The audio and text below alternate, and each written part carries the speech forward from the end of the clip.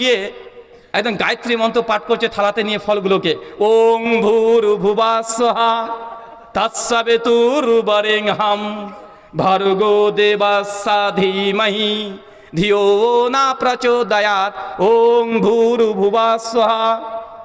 তিনটে পরপর ফু দিয়েছে প্লেটের উপরে ফলের। এখন এই ফলগুলো নিয়ে যদি আপনার দোকান থেকেই কিনেছে, আপনি একজন মুসলিম, যদি আপনার সামনে গিয়ে বলেন দাঁড়ান নেন আপনার দোকান থেকে তো কিনেছি, একটা কলা খান, বলেন তখন খেতে পারবেন কি পারবেন না? চাচা পারবেন না? পারবেন না? কথা বলে না। পারবেন কি পারবেন না? কেন কলা খাওয়া হারাম নাকি? হ্যাঁ, বুঝতে পারলেন না মনে হয়। কলা খাওয়া কি হারাম? আপেল খাওয়া কি হারাম? আরে এটা জায়েজ, আপনি খাবেন, অবশ্যই খান, কোনো সমস্যা নেই।